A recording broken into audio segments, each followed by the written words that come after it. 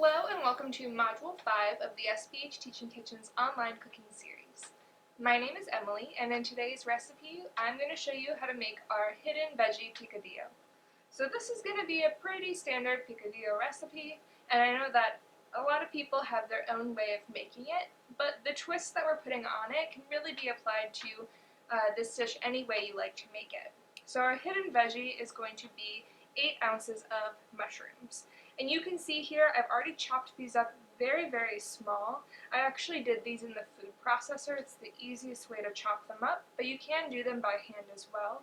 We want to cut these up really small so that they're going to mimic the texture and appearance of our ground beef. And you'll see that once we start cooking them, once they're mixed in with our beef, you really can't tell that they're there. But this is a great way to add more vegetables to this dish and really bulk up our dish as well. These 8 ounces of mushrooms may cost you $2 or $3, whereas our 1 pound of ground beef that we're adding can cost you anywhere between $6 and $9 per pound. So by using these mushrooms, we can make more food for less money. Other than that, we have a lot of pretty standard ingredients going in here. We have some peppers and onions, we have our homemade sofrito, which we do have a recipe for, and then some homemade seasoning blends as well. So we can go ahead and get started. Start by heating a large skillet over medium-high heat. For reference, I probably would not use a skillet any smaller than the one that I'm using here. Add 2 tablespoons of oil to your pan. Once your oil is hot, add a 1/4 cup of sofrito to your pan. If you're interested in making your own, we do have a recipe on how to make your own sofrito. Stir this constantly as it cooks, and cook for about 2 to 3 minutes until it begins to brown. Once the sofrito is cooked, you can add your onions and peppers. Here we're using a 1/2 cup of yellow onion and a 1/2 cup of bell pepper. I've already chopped these up, and you can see here I'm using a mix of red and green bell pepper. I like to cut these very small so that they mix in really well with the rest of my dish. Cook these for about 3 to 5 minutes or until they begin to soften. Once your vegetables are soft, we can go ahead and add our seasonings. First, we'll add 3 to 4 cloves of minced garlic, and then we will add our other seasonings.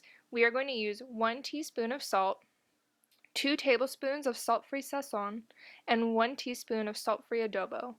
If you are interested in learning how to make your own salt-free blends, we do have recipes for both of these seasonings. I always recommend using a salt-free seasoning blend over the pre-made ones that you can buy at the store, because this way you are in control of how much salt you are adding to your food. Cook this for about 1 minute or until you can begin to smell the garlic and the spices. Then we will add our mushrooms. Here we are using 8 ounces of mushrooms. Usually when you buy mushrooms from the grocery store, that is the size that they come in. Otherwise, you can use about 2 cups of mushrooms. You can see I chopped them up very, very small. I used a food processor, but you can do this by hand. Give everything a good stir and make sure that everything is well mixed together. If you notice that things are starting to stick to the bottom of the pan, that's okay. The mushrooms release a lot of liquid as they cook, and that will help you to scrape off everything from the bottom of the pan. Once everything is well mixed together, you want to cook the mushrooms until they are soft and until most of the liquid that they release has evaporated out of the pan. This will take about 5 to 8 minutes. As those mushrooms cook, they will begin to resemble ground beef. As you can see, we have not added our ground beef yet, but this already looks like it has meat in it. Once your mushrooms are cooked and soft, and you can see that there's no liquid pooling at the bottom of the pan, we can go ahead and add our ground beef. When we add our ground beef, we are going to increase our heat to high. I like to add the meat right to the middle of the pan, and then you want to begin breaking it up as soon as you start cooking it. We don't want any really big pieces of meat here. We want it all to be one uniform texture.